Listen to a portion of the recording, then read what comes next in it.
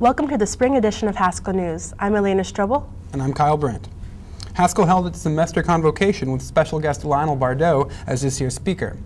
Haskell News reporter Jamie Scott has the story.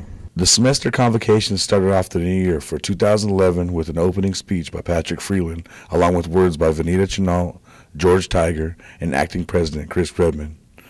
The main speaker is President Cynthia Gillespie University, Dr. Lionel R. Bordeaux, an innovator who spearheaded Indian education to help establish the foundation of many other tribal universities and lobbied and established an education movement that is still growing in Indian country. Ms. Haskell Dandradora said she enjoyed the speech.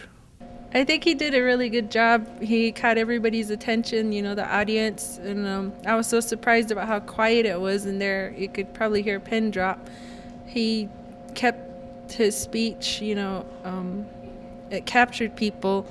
Dr. Bordeaux says tribal colleges are important for our people and to benefit our communities. Probably a vehicle, a catalyst for change and to strengthen who we are as tribal people. We inherited a system that was very detrimental to our people, and tribal colleges have the mandate to address and strengthen. With another convocation over, words of encouragement were felt throughout the auditorium. Jamie Scott, Haskell News. The recent shooting in Tucson, Arizona has not only affected the state, but also the rest of the nation. Ricky Barkowski has more on the story. It's been over 3 weeks since the tragic day on January 8th when Arizona Representative Gabrielle Giffords was shot down by 22-year-old gunman Jared Loughner. When an incident of this magnitude occurs, it can leave people feeling angry, confused, and devastated. We ask Haskell students who are native to the Arizona area how they feel about the attack. I think the shooting was terrible. It was a tragedy to happen, and it's bad enough that he tried killing the representative, but he also killed or shot over a dozen people and a 9-year-old, and it's not, he shouldn't have brought anybody into his own little thing. I don't know, it's very terrible. I personally feel that it was awful just because I'm from Arizona and I can't believe that actually happens in Arizona, just at a local grocery store. It's because when you go out in public you don't expect something like that to happen, and it did. It's terrible. The fact that you're from Arizona, does that change your feelings towards this matter? Yes, a lot actually. I feel more offended by it, and it just makes it seem like our reputation has dropped in a huge downfall, and once again the citizens there just making it seem like it's not safe to be in public, I guess, in the public eye. Clearly, the effects of the Arizona shooting have been felt far beyond its border. Representative Gabrielle Giffords' condition has improved, and she has been relocated to a rehabilitation center. This is Ricky Barkowski, Haskell News. Part of enrollment for each semester is getting your housing situated. This semester, students were shocked at how complicated it was. For more on the story, Elena Strobel.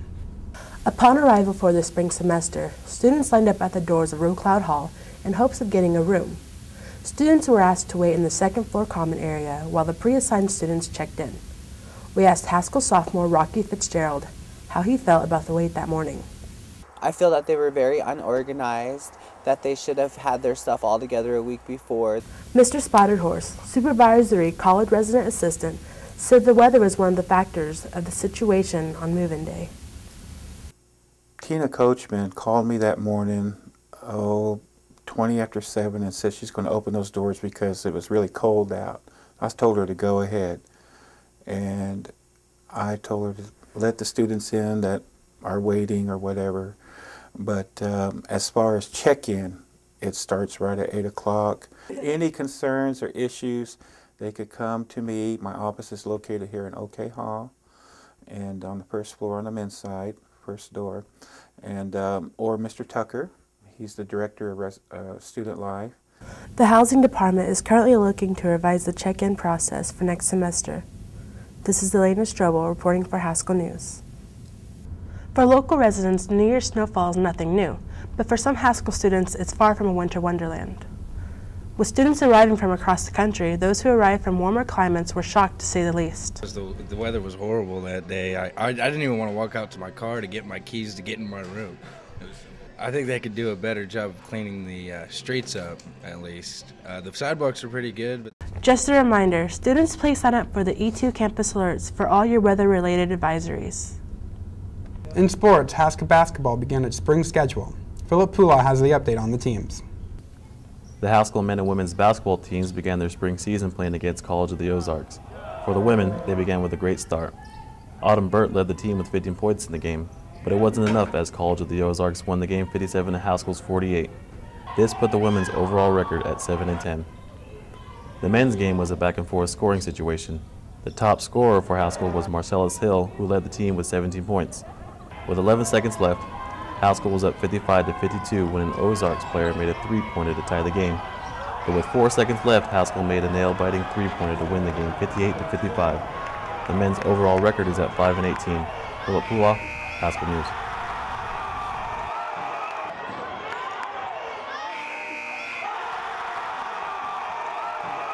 Thank you for watching this edition of Haskell News. I'm Elena Strobel. And I'm Kyle Brent. And don't forget to check us out as well on Facebook.